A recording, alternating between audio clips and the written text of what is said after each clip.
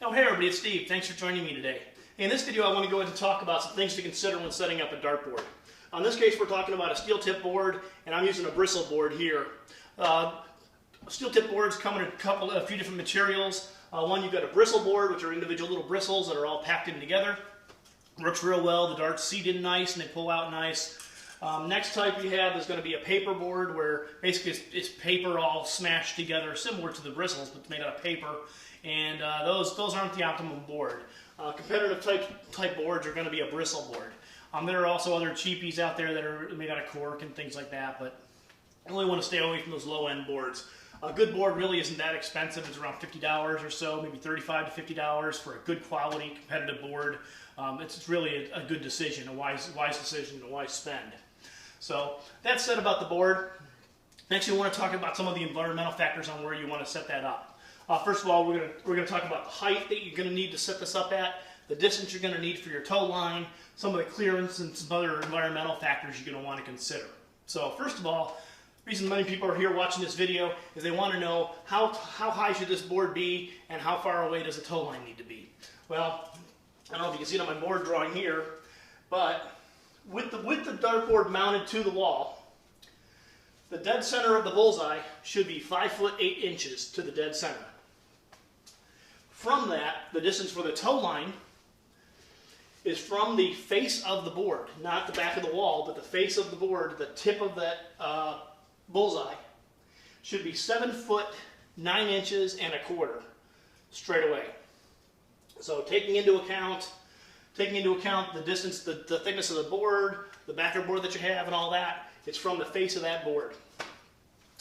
Then, to triangulate that, to confirm that that is the right distance, going from the center of the board at a direct angle down to that toe line, you want to go 9 foot 7 inches and 3/8. So 9 foot 7 3/8 should triangulate that line to the tip of the board. So that's how you can confirm that you've got the proper distance and so on.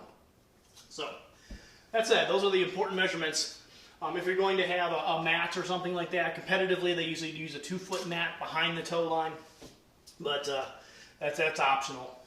So that said, now where do you set it up? So you know what type of height you're going to need to set that center of that board. You know what type of room you're going to need above it. What about on the sides? So you're going to want to have some ample room on the sides so that you can set up your dartboard, so you can have areas to stand. If somebody's going to keep score, you want to be able to have them stand out of the way, and so on. So you just want to make sure you have ample room that way. You also want to have enough height. You don't want the ceiling sitting right at the top of the board. So if you get somebody throwing with an arc coming for a double 20, you want to have some room that they can work with and not be cramped in. Something else, especially if you're setting up in a basement or an environment like that, or even in a garage, you want to watch that you avoid things like overhead fans and air ducts and things like that that can affect the flow of the darts as you're throwing them. So the aerodynamics of the darts. So something really important to consider that way. You also want to avoid high traffic areas in front of doorways, next to stairways, things like that. So just some things to consider.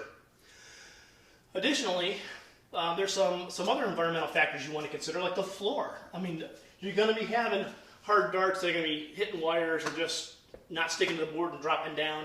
Do you want your darts dropping into a concrete floor or a wooden floor or something like that, or vinyl or carpeting or whatever would be ideal, because it gives a little bit of a softer landing.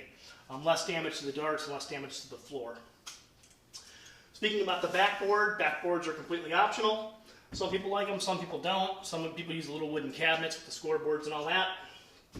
I like this. I'm not too concerned about myself hitting the board, but when other people are playing, it's nice to know that they've got a little bit of buffer space around that.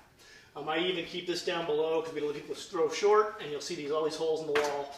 So this is my backup here, just to kind of the backup line, but it's also a little bit of decorative piece to help protect that wall so I don't have to spackle it as much when other people play. So that said, that's the basics on setting up the dartboard. Another environmental consideration is going to be lighting. You want to be somewhere where you have some lighting. You don't want a dark, dingy corner with no lighting at all.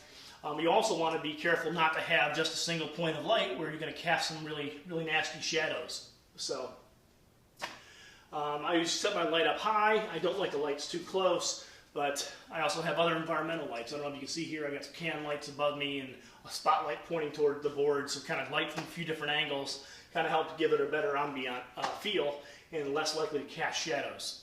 One of the challenges if you're casting a lot of shadows, people are going to be looking to see is it in or out. You're going to be asking for score marks, people to go out and check the marks. Good lighting can really help prevent people from stepping away from the line. So that said, that talks about some of the environmental factors. Next, we want to talk about the mounting hardware. Now that we've kind of talked about, okay, this is where we want to set it up, this is how we want to set it up. So I'll show you here on this bristle board. There's a bracket that comes with good boards. I don't know if it comes with all the boards, but the boards will come with this little bracket here with a little notch down, and then it'll have usually four screw holes, so you can screw into the studs. So that's what you're going to mount against. And on the back of the boards usually come with them just in a bag or whatever. But you're going to have that center screwed. You're going to have a little indentation on where that center is going to be, which is dead center behind the bowl. And then you'll have these little spring clip spacers on the sides that you can adjust to give a little more tension. So that said, this is your height. That is, as we mentioned, it's your 5'8" from the floor surface. You want that little slot centered off, screwed in, mounted in wherever the studs are. Or if you're going into cinder blocks, use standoffs because there's some weight within that board. And the board just goes up and drops in. The little spring clips keep it stable side to side so it's not flopping around when you're pulling darts. And also you can go ahead and rotate the board around. Talked about getting a good bristle board. They come in all different qualities. A good board will let you be able to take off the number ring. And the reason you do that is if you're playing cricket a lot, and you're pounding the crap out of that board, you're nailing those 20s, 18s, 19s, 17s, 15s, 16s bowls, you're going to wear out parts of your board, and you're going to have an uneven wear pattern. So what this allows you to do is take and turn those so that you can go ahead and reset to different, oops, let me get that back on. So you can go ahead and reset, so you can reset your numbers so the board wears evenly. So something really important, doesn't seem like much, but over time, when you get a good investment in a good board, it's going to last you a long time. You want to get it so it wears even. So, okay.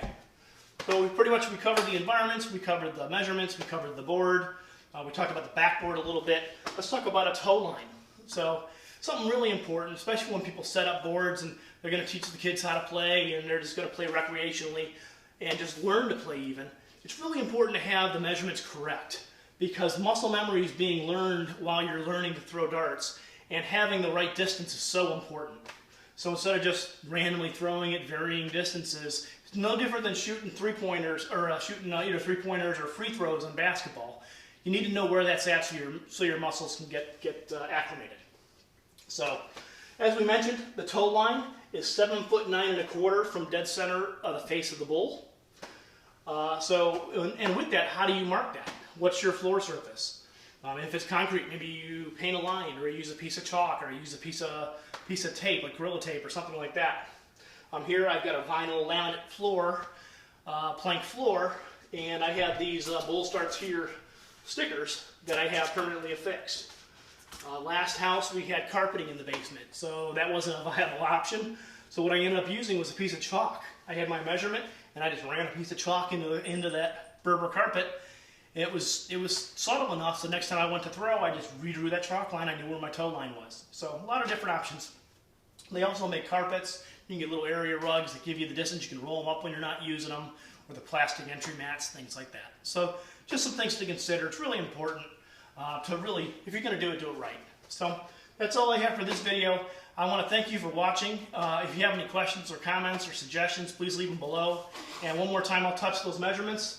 5'8" to the center of the bowl, 7'9"1/4 to the toe line, dead center, and then 9'7" 3/8" if you're going to triangulate from the center of the bowl to the toe line itself. So, thank you very much, and I'm probably going to put an article about this over on EnjoyTimeOutdoors/darts with the drawings for the measurements and things like that, so as well as some additional information. So, thank you for watching, and have a great day, and throw well.